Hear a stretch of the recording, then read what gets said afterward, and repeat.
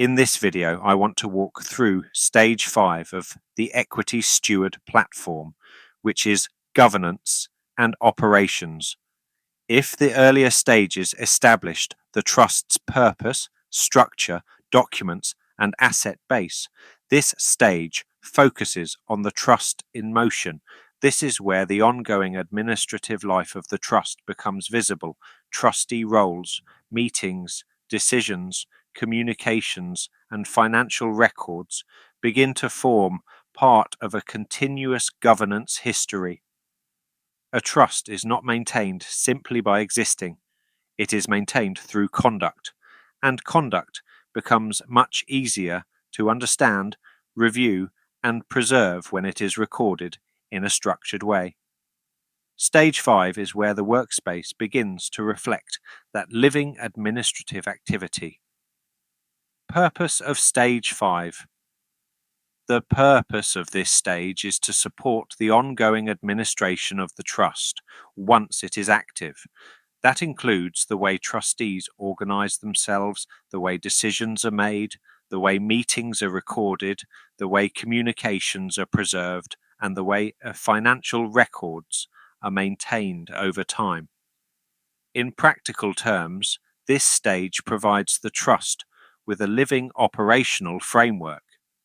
Instead of governance being scattered across email chains, memory, and disconnected documents, administrative activity becomes organized within a single coherent workspace.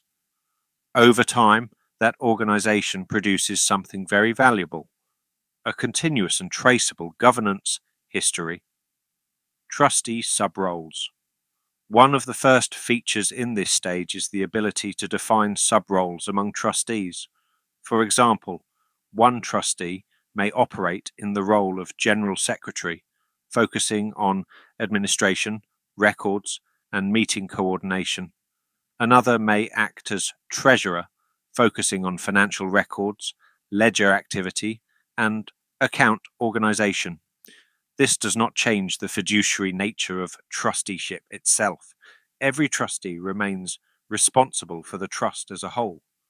What this feature does is introduce practical structure to administrative responsibilities.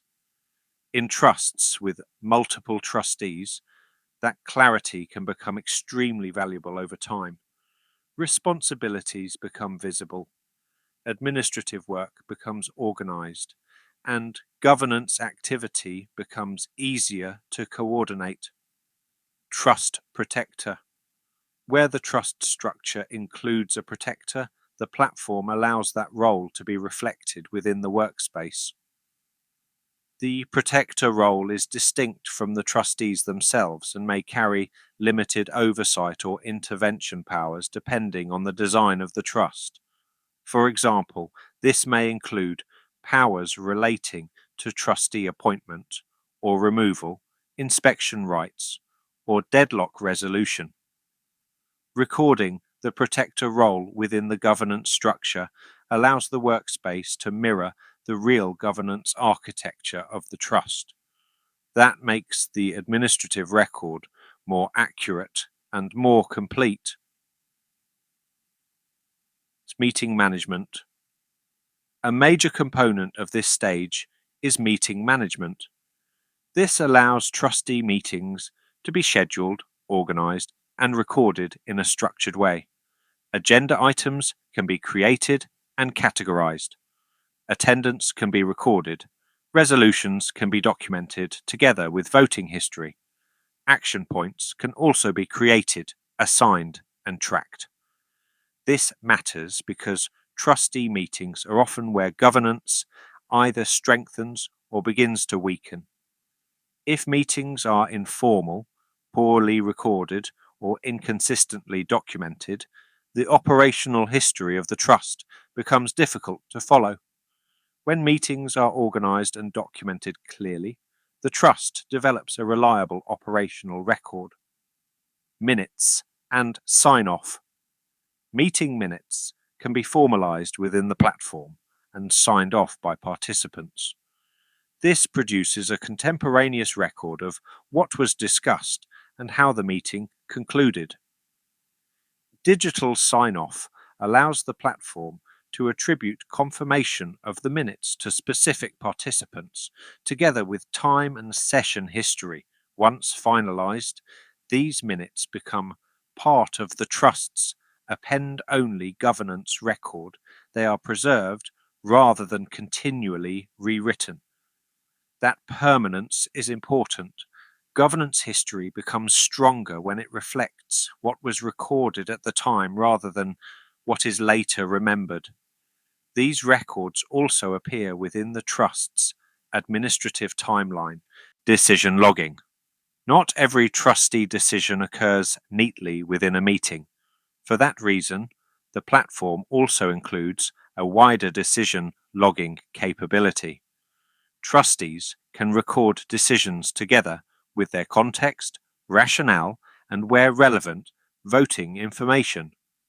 This allows the workspace to preserve the administrative logic behind trustee conduct. Over time, the governance history of the trust becomes easier to understand because the record shows not only what was done, but why it was done and how the decision was reached. That continuity becomes extremely valuable when reviewing past actions or explaining administrative history. Administrative Communications Stage 5 also supports administrative communications. The platform maintains a structured communications directory containing trustees, settlers, beneficiaries, protectors, and advisors connected with the trust. This is not designed to replace email or messaging platforms. Instead, it provides an organised record of the individuals connected to the trust and the roles they play. Over time, trusts may experience changes in trustees, advisors, or beneficiaries. Maintaining a clear directory of those relationships helps preserve administrative continuity during those transitions. Trust ledger and accounts. Another major component of this stage is the trust ledger and account system. This provides a structured environment for recording financial activity associated with the trust. Accounts can be registered, transactions can be recorded, balances can be tracked, supporting statements can be attached for reconciliation. Where a treasurer role has been assigned, that trustee can oversee this area of administration. Financial history is often one of the most important aspects of a trust's practical operation. When financial records are organised chronologically and supported by documentation, the financial conduct of the trust becomes easier to understand. When records are fragmented or incomplete, that continuity becomes harder to maintain. The ledger system helps prevent that fragmentation. Data stewardship governance is not only about action, it is also about stewardship of the information generated by those actions. The platform therefore includes data retention settings within this stage. Different categories of record can be assigned appropriate retention expectations, reflecting the long-term administrative responsibilities associated with trust governance. This helps trustees maintain discipline, not only in recording activity, but also in managing the records that result from that activity. The administrative timeline. One of the most important outcomes of this stage is the administrative timeline. Every governance action recorded in the workspace contributes to this chronological history. Meetings, decisions, role assignments, asset changes, defense notices, and other administrative events all appear within this timeline. This allows trustees to see the life of the trust unfold over time in a structured and traceable way. Instead of a collection of isolated actions, governance becomes part of a continuous administrative narrative. Why stage 5 matters. This stage is where the trust begins to show how it is actually being run. Earlier stages establish structure and property. Stage 5 reveals conduct. It shows whether trustee activity is organised, whether decisions are traceable, whether meetings are properly recorded, whether financial records are coherent, and whether governance continuity is actively maintained. This is where administrative discipline becomes most visible. Relationship to stage 6.